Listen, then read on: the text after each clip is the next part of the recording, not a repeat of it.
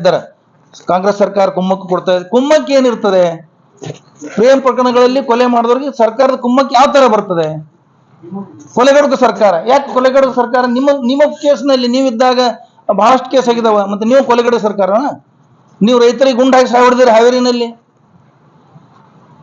Praveen Nettaru case ಆದ್ಮೇಲೆ 2 ಕೊಲೆಗಳು ಹಾಡ ಹಗಲು ಕೊಲೆ ಆದವು, ಅದ್ರ ಬಗ್ಗೆ ಮಾತಾಡೋದಿಲ್ಲ ನೀವು. ಪ್ರವೀಣ ನೆಟ್ಟಾರು ಕೇಸಿಗೆ ಹೋಗಿ 25 ಲಕ್ಷ ರೂಪಾಯಿ ಅವನಿಗೆ ಪರಿಹಾರ ಕೊಡ್ತೀರಿ, ಉಳಿದು ಮುಸ್ಲಿಂ ಇಬ್ಬರಿಗೆ ಪರಿಹಾರ ಕೊಡುದಿಲ್ಲ. ಪ್ರವೀಣ್ ಚೌಗ್ಲೇನ್ ಅಂತ ಒಬ್ಬ 4 ಜನ ಮುಸ್ಲಿಮರನ್ನ ಕೊಲೆ ಮಾಡ್ದ, ತಾಯಿ, ತಂಗಿ, ತಮ್ಮ, ಆ ಹುಡುಗಿಯನ್ನ 4 ಜನ ಕೊಲೆ ಮಾಡ್ದ. ಅವಾಗ ನೀವು ಅದಕ್ಕೆ ಹೋಗಿ ಭೇಟಿ ಕೊಡ್ಲಿಲ್ಲ, ಯಾರು ಪರಿಹಾರ ಕೊಡ್ಲಿಲ್ಲ.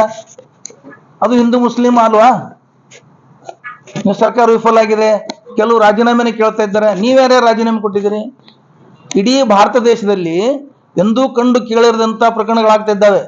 ಮೋದಿ ರಾಜೀನಾಮೆ ಕೇಳಿ ನೋಡೋಣ, ಯೋಗಿ ಆದಿತ್ಯನಾಥ್ ರಾಜೀನಾಮೆ ಕೇಳಿ, ಬಸವರಾಜ ಬೊಮ್ಮಾಯಿ ಅವ್ರದ್ದು ಕೇಳಿ. ನೀವು ಸ್ತ್ರೀಯರ ಮೇಲೆ ಗೌರವ ಇದ್ರ, ಸಹೋದರಿಯರ ಮೇಲೆ ತಾಯಂದ್ರ ಗೌರವ ಇದ್ರ, ಮಣಿಪುರದಲ್ಲಿ ಬತ್ತಲೆ ಮೆರವಣಿಗೆ ಮಾಡಿದ್ರು, ಅಶ್ಲೀಲ ಲೈಂಗಿಕ ಚೇಷ್ಟೆಗಳನ್ನು ಮಾಡಿದ್ರು ಮೆರವಣಿಗೆಯಲ್ಲಿ. ಇವತ್ತಿಗೆ ನಿಮ್ಮ ಪ್ರಧಾನಿ ಒಂದು ತುಟಿ ಬಿಚ್ಚಿ ಮಾತಾಡಲಿಕ್ಕೆ ತಯಾರಿಲ್ಲ. ಮುಸ್ಲಿಂ ಅಪರಾಧಿಗಳು ಎಲ್ಲಿದ್ದಾರೆ ಅಲ್ಲಿ ಮಾತ್ರ ಬಿಜೆಪಿ, RSS ದವರು, ಸಂಘ ಪರಿವಾರದವರು, ಬಜರಂಗ ದಳವರು ಪ್ರತಿಭಟನೆ ಮಾಡೋದು, ಅದಕ್ಕೆ ಬಹಳ ಹೆಚ್ಚಿನ ಪ್ರಚಾರ ಕೊಡೋದು, ಅದನ್ನು ರಾಜಕೀಯಗೋಸ್ಕರ ಬಳಸ್ಕೊಳ್ಳೋದು ಮಾಡ್ತಾ ಇದ್ದಾರೆ.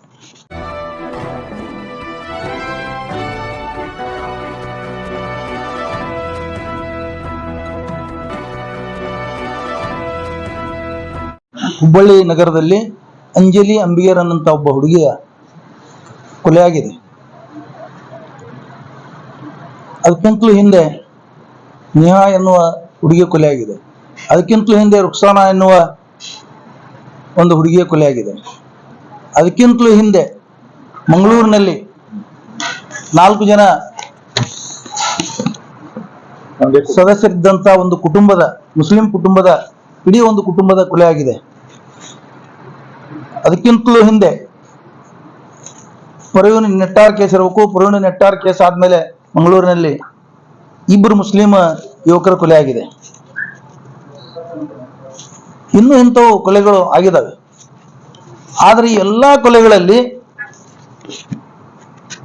ಮುಸ್ಲಿಂ ಅಪರಾಧಿಗಳು ಎಲ್ಲಿದ್ದಾರೆ ಅಲ್ಲಿ ಮಾತ್ರ ಬಿಜೆಪಿ, RSS ದವರು, ಸಂಘ ಪರಿವಾರದವರು, ಬಜರಂಗ ದಳವರು ಪ್ರತಿಭಟನೆ ಮಾಡೋದು, ಅದಕ್ಕೆ ಬಹಳ ಹೆಚ್ಚಿನ ಪ್ರಚಾರ ಕೊಡೋದು, ಅದನ್ನು ರಾಜಕೀಯಗೋಸ್ಕರ ಬಳಸ್ಕೊಳ್ಳೋದು ಮಾಡ್ತಾ ಇದ್ದಾರೆ.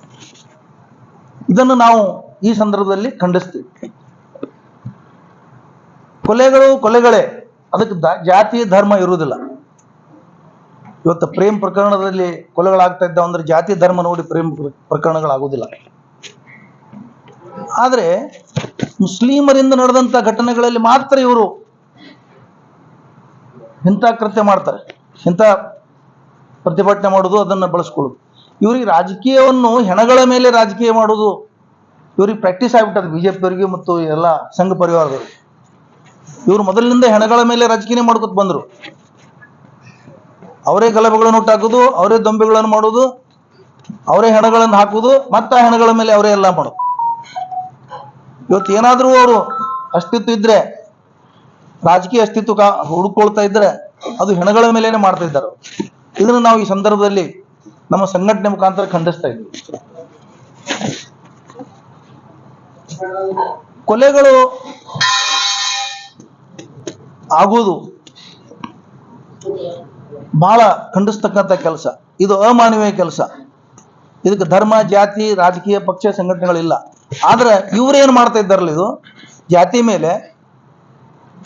ಹಾಗಾದ್ರೆ ಈ ಅಂಜಲಿ ಅಂಬಿಗರ್ ಹುಡುಗಿ ಬಗ್ಗೆ ಯಾಕೆ ಇವರು ಪ್ರತಿಭಟನೆ ಮಾಡ್ತಾರಲ್ಲ? ಅಂಜಲಿ ಅಂಬಿಗರ್ ಹಿಂದೂ ಹುಡುಗಿ ಅಲ್ವಾ? ಅದು ಕೊಂದವರು ಎಲ್ಲೆಲ್ಲಿ ಹಿಂದೂ ಇರ್ತಾರ ಅಲ್ಲಿ ಇವರು, ಯಾರು ಕೊಲೆ ಮಾಡಿರ್ತಾರ ಆ ಹಿಂದೂಗಳು ಎಲ್ಲಿ ಬರ್ತದ ಅಲ್ಲಿ ಇವರು ಪ್ರತಿಭಟನೆ, ಅದನ್ನು ರಾಜಕೀಯಗೋಸ್ಕರ ಮಾಡೋದಿಲ್ಲ. ಇದನ್ನು ನಾವು ಖಂಡಿಸ್ತೀವಿ. ಕೊಲೆಗಳು ಬಹಳಷ್ಟು ಆಗ್ತಾ ಇದ್ದಾವೆ. ಅದನ್ನು ಇವ್ರು ಏನ್ ಮಾಡ್ತಿದ್ದಾರೆ? ಸರ್ಕಾರ ವಿಫಲ ಆಗಿದೆ, ಸರ್ಕಾರ ಕೊಲೆಗಳು ಇವ್ರು ಬಂದ ಮೇಲೆ ಹೀಗಾಗ್ತಾ ಇದೆ, ಹಾಗಾಗ್ತಾ ಇದೆ. ಎಲ್ಲಾ ಸರ್ಕಾರಗಳಿದ್ದಾಗ ಕೊಲೆ ಆಗಿದಾವ. ಎಲ್ಲಾ ಸರ್ಕಾರಗಳಿದ್ದಾಗ, ಯಾವುದೇ ಪಕ್ಷದ ಸರ್ಕಾರ ಇದ್ದಾಗೂ ಪ್ರೇಮ್ ಪ್ರಕರಣಗಳಾಗಿದ್ದಾವೆ. ಸಿದ್ದರಾಮಯ್ಯವ್ರ ಸರ್ಕಾರ ಮೇಲೆ ಗೂಬಿ ಕೂರಿಸಬೇಕು, ಕಾಂಗ್ರೆಸ್ ಸರ್ಕಾರ ಮೇಲೆ ಗೂಬಿ ಕೂರಿಸಬೇಕು, ಅದನ್ನ ರಾಜಕೀಯಗೋಸ್ಕರ ಹೇಳ್ತಾ ಇದ್ದಾರೆ ಇವರು. ಅದನ್ನು ನಾವು ಖಂಡಿಸ್ತೀವಿ. ಸಂದರ್ಭದಲ್ಲಿ ಪ್ರಹ್ಲಾದ್ ಜೋಶಿ ಇರ್ಬೋದು, ಮತ್ತೊಬ್ರು ಇರ್ಬೋದು, ರಾಜಕೀಯ ಅಶೋಕ್ ಇರ್ಬೋದು, ಇವರು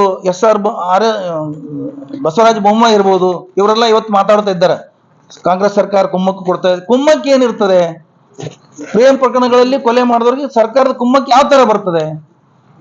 ಕೊಲೆಗಡುಕ ಸರ್ಕಾರ. ಯಾಕೆ ಕೊಲೆಗಡುಕ ಸರ್ಕಾರ? ನಿಮ್ಮ ಕೇಸ್ನಲ್ಲಿ ನೀವಿದ್ದಾಗ ಬಹಳಷ್ಟು ಕೇಸ್ ಆಗಿದಾವ, ಮತ್ತೆ ನೀವು ಕೊಲೆಗಡುಕ ಸರ್ಕಾರ? ನೀವು ರೈತರಿಗೆ ಗುಂಡಾಗಿ ಸಾಯ್ಬಿಡಿದಿರಿ ಹಾವೇರಿನಲ್ಲಿ.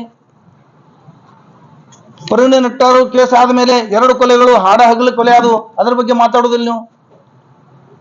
ಪ್ರವೀಣ ನೆಟ್ಟಾರು ಕೇಸಿಗೆ ಹೋಗಿ 25 ಲಕ್ಷ ರೂಪಾಯಿ ಅವನಿಗೆ ಪರಿಹಾರ ಕೊಡ್ತೀರಿ, ಉಳಿದು ಮುಸ್ಲಿಂ ಇಬ್ಬರಿಗೆ ಪರಿಹಾರ ಕೊಡುದಿಲ್ಲ. 4 ಜನ ಕೊಲೆ ಆದ್ರು.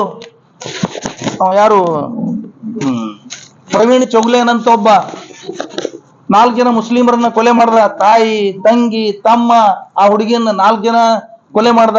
ಅವಾಗ ನೀವು ಅದಕ್ಕೆ ಹೋಗಿ ಭೇಟಿ ಕೊಡ್ಲಿಲ್ಲ, ಯಾರು ಪರಿಹಾರ ಕೊಡ್ಲಿಲ್ಲ. ಅದು ಹಿಂದೂ ಮುಸ್ಲಿಂ ಅಲ್ವಾ? ಕೊಲೆಗಳೇ ಅವು. ಅದು ಜಾತಿ ಧರ್ಮ ಇರುವುದಿಲ್ಲ. ನೀವು ಸರ್ಕಾರ ವಿಫಲ ಆಗಿದೆ, ಕೆಲವು ರಾಜೀನಾಮೆನ ಕೇಳ್ತಾ ಇದ್ದಾರೆ. ನೀವ್ಯಾರ್ಯಾರು ರಾಜೀನಾಮೆ ಕೊಟ್ಟಿದ್ದೀರಿ? ಇಡೀ ಭಾರತ ದೇಶದಲ್ಲಿ ಎಂದೂ ಕಂಡು ಕೇಳಿರದಂತ ಪ್ರಕರಣಗಳಾಗ್ತಾ ಇದ್ದಾವೆ. ಮೋದಿ ರಾಜೀನಾಮೆ ಕೇಳಿ ನೋಡೋಣ, ಯೋಗಿ ಆದಿತ್ಯನಾಥ್ ರಾಜೀನಾಮೆ ಕೇಳಿ, ಬಸವರಾಜ ಬೊಮ್ಮಾಯಿ ಅವ್ರದ್ದು ಕೇಳಿ. ನೀವು ಸ್ತ್ರೀಯರ ಮೇಲೆ ಗೌರವ ಇದ್ರ, ಸಹೋದರಿಯರ ಮೇಲೆ, ತಾಯಂದ್ರ ಗೌರವ ಇದ್ರ, ಮಣಿಪುರದಲ್ಲಿ ಬತ್ತಲೆ ಮೆರವಣಿಗೆ ಮಾಡಿದ್ರು, ಅಶ್ಲೀಲ ಲೈಂಗಿಕ ಚೇಷ್ಟೆಗಳನ್ನು ಮಾಡಿದ್ರು ಮೆರವಣಿಗೆಯಲ್ಲಿ. ಇವತ್ತಿಗೆ ನಿಮ್ಮ ಪ್ರಧಾನಿ ಒಂದು ತುಟಿ ಬಿಚ್ಚಿ ಮಾತಾಡ್ಲಿಕ್ಕೆ ತಯಾರಿಲ್ಲ, ಅಲ್ಲಿ ಹೋಗ್ಲೂ ಇಲ್ಲ, ಚುನಾವಣೆ ಸಂದರ್ಭದಲ್ಲಿ ಸಹಿತ ಹೋಗ್ಲಿಲ್ಲ. 56 ಇಂಚಿನ ಪ್ರಧಾನಿ, ಅತಿ ಅಶಕ್ತ ಪ್ರಧಾನಿ. ನಮ್ಮ ದೇಶ ಕಂಡಂತ ಪ್ರಧಾನಿಗಳಲ್ಲಿ ಅತಿ ಅಶಕ್ತ ಪ್ರಧಾನಿ ಅಂದ್ರೆ ನರೇಂದ್ರ ಮೋದಿ ಅವರು. ಯಾರು ಹೋಗ್ಲಿಕ್ಕೆ ರೆಡಿ ಇಲ್ಲ ಅಲ್ಲಿ. ಅವಾಗ ನೀವು ಪ್ರತಿಭಟನೆ ಮಾಡ್ಬೇಕು, ಮಾನವೀಯತೆ ಇದ್ದವರು. ಅಂದ್ರೆ ನಿಮ್ಮ ಹತ್ರ ಕೇವಲ ಜಾತಿ ಇದೆ, ಮಾನವೀಯತೆ ಇಲ್ಲ. ನಿಮ್ಮ ಹತ್ರ ಕೇವಲ ಜಾತಿ ಇದೆ.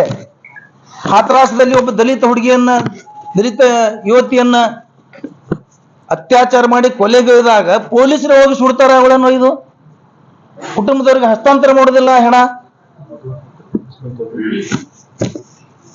ಕೊಲೆಗಳು ಎಲ್ಲಾ ಕಡೆ ಆಗ್ತಾ ಇದ್ದಾವೆ. ಕಾಶ್ಮೀರದಲ್ಲಿ ಆಗಿದ್ದಾವೆ, ಕರ್ನಾಟಕದಲ್ಲಿ ಆಗಿದ್ದಾವೆ. ತುಮಕೂರು ಕೇಸಿಗೆ ಯಾಕೆ ನೀವು ಇದು ಮಾಡಲಿಲ್ಲ, ಪ್ರತಿಭಟನೆ ಮಾಡಲಿ? ವೃಕ್ಷಾಣ ಕೊಲೆಗೆ ಯಾಕೆ ಮಾಡಲಿಲ್ಲ? ನೇಹಾ ಕೊಲೆಗೆ ಯಾಕೆ ಪ್ರತಿಭಟನೆ ಮಾಡಿದ್ರಿ? ಅವಾಗ್ಲೂ ಅದು ಮಾನವೀಯತೆ ದೃಷ್ಟಿಯಿಂದ ನೋಡ್ಬೇಕಾಯ್ತು. ಅದಕ್ಕ ಪ್ರಹ್ಲಾದ್ ಜೋಶಿ ಅವರು, ನಡ್ಡಾ ಅವರು ಬಂದ್ರು ದೆಹಲಿಯಿಂದ ನೇಹಾ ಕೊಲೆ ಪ್ರಕರಣಕ್ಕೆ. ಈಗ ಯಾಕೆ ಬರ್ತಾ ಇಲ್ಲ? ಅಂಜಲಿ ಅಂಬಿಗರ್ ಕೊಲೆ ಕೇಸಿಗೆ ಯಾಕೆ ಬರ್ತಾ ಇಲ್ಲ ನೀವು?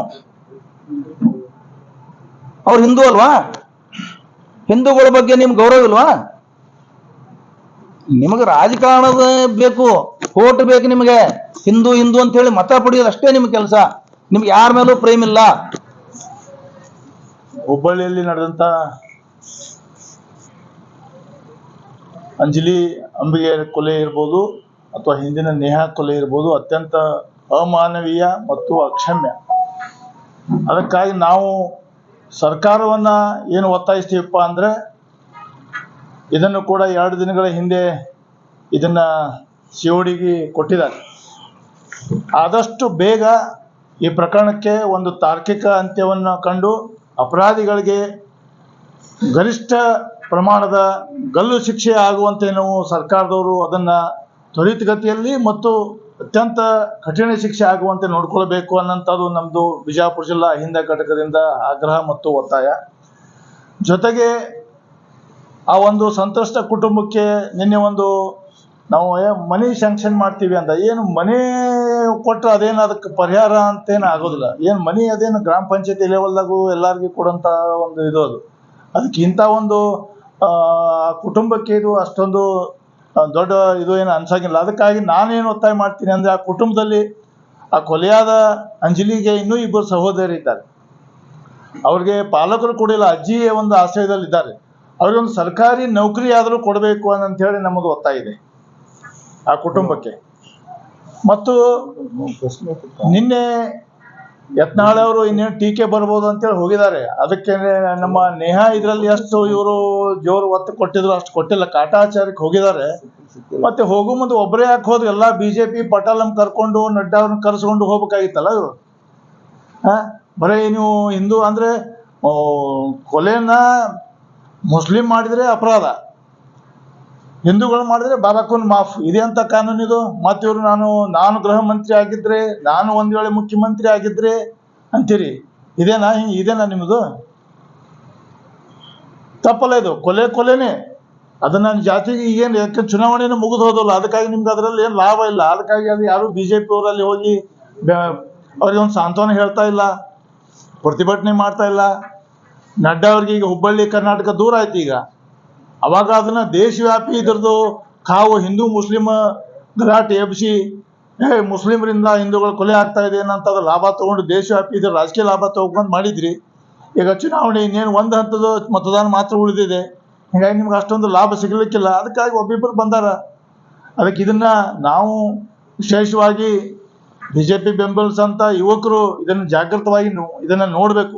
ಇವರು ಯಾವ ಘಟನೆಯಲ್ಲಿ ತಮ್ಮ ಕೇವಲ ರಾಜಕೀಯ ಲಾಭಕ್ಕಾಗಿ ಧರ್ಮವನ್ನು ಬಳಸ್ಕೊತಾ ಇದ್ದಾರೆ ಅನ್ನೋದನ್ನ ನಾವು ಜಾಗೃತವಾಗಿ ನೋಡ್ತಾ ಇದ್ದು ಅವರಿಂದ ಹೊರಗೆ ಬರಬೇಕು ಅನ್ನೋಂಥ ವಿನಂತಿ ಮತ್ತು ಒತ್ತಾಯವನ್ನು ಕೂಡ ನಮ್ಮ ಅಹಿಂದ ವರ್ಗದ ಯುವಕರಿಗೆ ನಾವು ಮಾಡ್ತೀವಿ. ಅದಕ್ಕೆ ಮತ್ತು ನಿನ್ನೆ ಕೆಲವೊಂದು ಸಸ್ಪೆಂಡ್ ಅಂತ ಅಧಿಕಾರಿಗಳ ಪರವಾಗಿನೂ ಕೆಲವೊಂದು ಜನ ಪ್ರತಿಭಟನೆ ಮಾಡಿದ್ದಾರೆ. ಅಧಿಕಾರಿಗಳೇ ಅವ್ರು ಯಾವುದೇ ಸಮಾಜದವರಾಗಿರ್ಲಿ ಏನೇ ಇರಲಿ, ಆ ಸಸ್ಪೆಂಡ್ ಆದ ಅಧಿಕಾರಿಗಳು ಪರವಾಗಿ ನಿಲ್ಲೋಕ್ಕಿಂತನೂ ಈ ಒಂದು ಅನ್ಯಾಯ ಆದ ಇದ್ರ ಬಗ್ಗೆ ನಾವು ನಿಂತ್ಕೊಂಡು ಈ ಘಟನೆಗಳು ರಾಜ್ಯದಲ್ಲಿ ಎಲ್ಲೂ ಆಗಬಾರ್ದನ್ನಂತ ಒಂದು ಒತ್ತಾಯವನ್ನು ಮಾಡ್ತೇವೆ. ಜೊತೆಗೆ ಅದು ಇದರದ್ದು ಹುಬ್ಬಳ್ಳಿ ಘಟನೆ ಭಾಗ 1. ನಾನು ಇನ್ನೊಂದು ವಿಜಯಪುರ ಜಿಲ್ಲೆ ಅಹಿಂದ ಘಟಕದ ಪರವಾಗಿ ಇನ್ನೊಂದು ವಿಷಯವನ್ನು ಪ್ರಸ್ತಾಪ ಮಾಡಲಿಕ್ಕೆ ಬಯಸ್ತೇನೆ.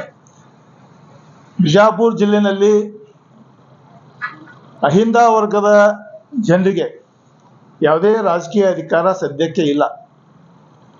ಮೊನ್ನೆ ದೇವರಿಪ್ಪನಲ್ಲಿ ಹಿಂದುಳಿದ ವರ್ಗದ ನೇತಾರ ಸೋತರು, ನಗರದಲ್ಲಿ ಮೈನಾರಿಟಿ ಕೊಟ್ಟಿದ್ರು ಅಲ್ಲಿ ಕೂಡ ಸೋತರು, ದಲಿತರು ಈಗ MP ನಿಂತಿದ್ದಾರೆ. ಅದಕ್ಕಾಗಿ ಏನು ವಿಧಾನ ಸಭೆಯಿಂದ ವಿಧಾನ ಪರಿಷತ್ತಿಗೆ ಏನು 7 ಸ್ಥಾನಗಳಿಗೆ ನಡೀತಾ ಇದೆ. ಅಧಿಕಾರ ವಂಚಿತ ಬಿಜಾಪುರ ಜಿಲ್ಲೆಯ ಅಹಿಂದ ವರ್ಗಕ್ಕೆ ಇಲ್ಲಿ ಅವಕಾಶ ಮಾಡಿಕೊಡ್ಲೇಬೇಕು ಅಂತೇಳಿ ನಾವು ಸಮಗ್ರ ವಿಜಾಪುರ ಜಿಲ್ಲಾ ದಲಿತ, ಹಿಂದುಳಿದ, ಅಲ್ಪಸಂಖ್ಯಾತ ಎಲ್ಲ ವರ್ಗದ ಪರವಾಗಿ ಕಾಂಗ್ರೆಸ್ ಪಕ್ಷದ ಮುಖಂಡರಲ್ಲಿ ಮತ್ತು ಸರ್ಕಾರಕ್ಕೆ ಒತ್ತಾಯವನ್ನ ನಾವು ಈ ಸಂದರ್ಭದಲ್ಲಿ ನಿಮ್ಮ ಮೂಲಕ ಮಾಡಲಿಕ್ಕೆ ಬಯಸ್ತೇವೆ. ಧನ್ಯವಾದಗಳು.